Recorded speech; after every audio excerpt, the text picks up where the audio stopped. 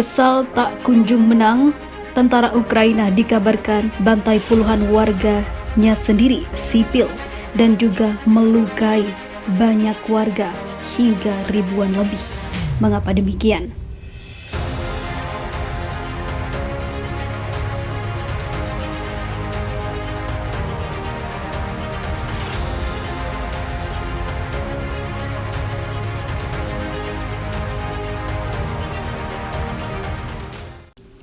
Tak bisa disangkal, Republik Rakyat Donetsk adalah front pertempuran paling mematikan selama hampir dari 14 bulan.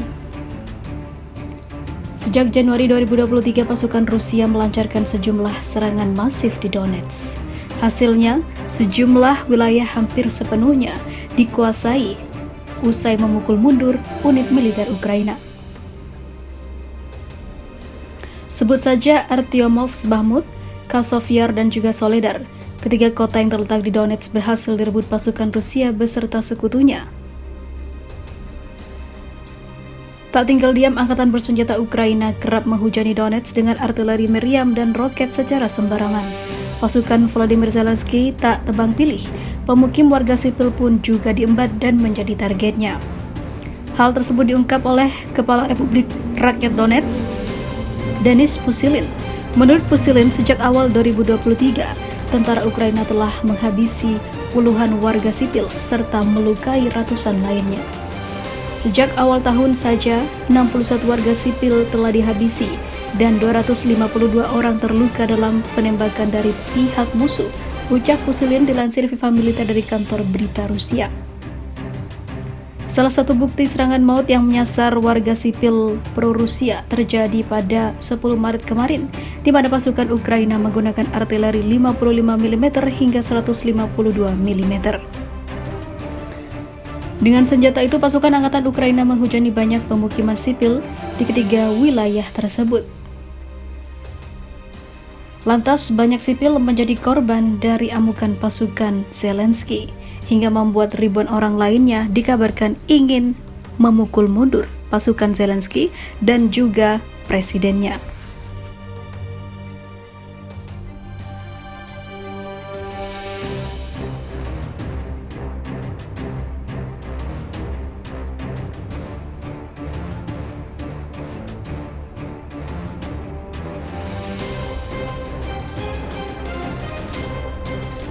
Pejabat pro-Rusia, tentara Ukraina cuma berani main tembak artileri.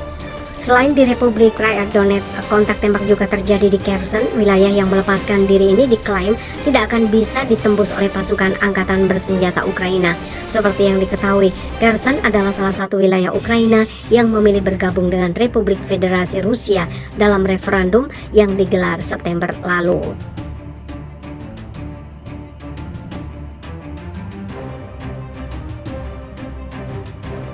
Invasi militer Rusia ke Ukraina yang digelar berhasil merebut 4 wilayah, yaitu Donetsk, Luhansk, Zaporizhia termasuk Kherson.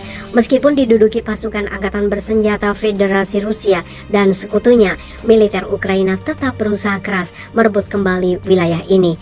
Salah satu pintu masuk Kherson adalah dari sisi timur melalui sungai Dnieper. Menurut laporan intelijen, militer Rusia saat ini sudah terkonsentrasi di sisi sungai Dnieper. Hal itu disampaikan langsung oleh Gubernur Kherson, Vladimir Saldo. Meski demikian, Saldo berani memastikan jika tentara Ukraina tidak akan bisa menembus jantung Kherson.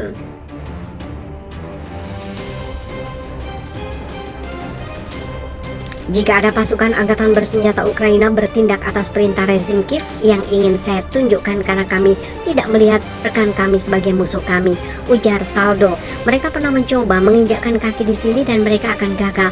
Jadi itulah mengapa mereka tidak benar-benar melakukan upaya seperti itu, katanya dikutip Viva Militer dari kantor berita Rusia, TASS.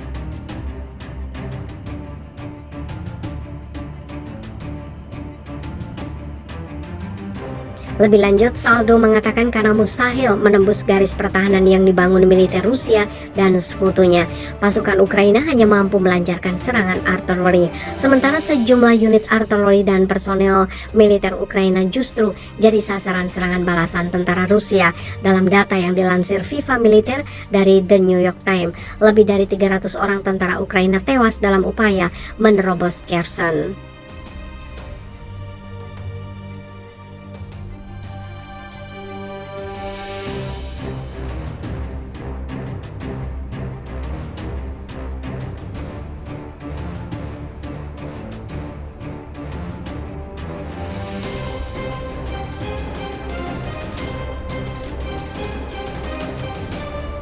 Tentara bayaran Rusia hancurkan tank Leopard pertama Ukraina.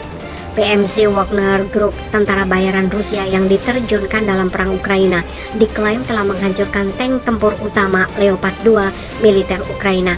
Tank canggih buatan Jerman itu dihancurkan pasukan bentukan Yevgeny Prigozhin dalam pertempuran di desa Yagotnoye di utara Artyomovsk, Bakhmut. Prigozhin sendiri yang menyatakan informasi tersebut saat tentara bayaran beserta pasukan angkatan bersenjata Federasi Rusia bergerak ke Artyomovsk. Menurut Prigozhin, tembakan peluru kendali anti-tank tentara bayaran Wagner Group membuat turret tank rusak. Tidak hanya itu, Prigozhin juga menyebut awak tank yang juga tewas akibat serangan tersebut. Ternyata awak tank Leopard 2 itu adalah tentara bayaran yang berasal dari Polandia dan Jerman. Pejuang PMC Wagner melakukan serangan dari ATGM ke tank Jerman, ucap Prigozhin dikutip FIFA Militer dari Radio 1.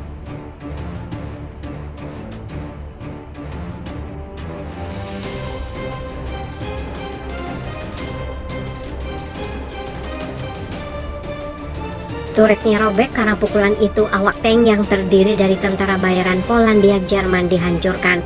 Tank tempur utama Leopard 2 adalah salah satu alat utama sistem utama persenjataan bantuan yang dikirim dua negara anggota NATO, Jerman dan Polandia. FIFA Militer melaporkan dalam berita, Jerman memastikan pengiriman 14 unit MBT Leopard 2. Tadinya Jerman ogah mengirim bantuan senjata ke Ukraina. Akan tetapi, Kanselir Jerman Olaf Scholz mendapat gelombang kritik dari negara-negara barat anggota NATO. Di sisi lain, Polandia juga bersedia mengirim 14 unit tank Leopard 2 lainnya.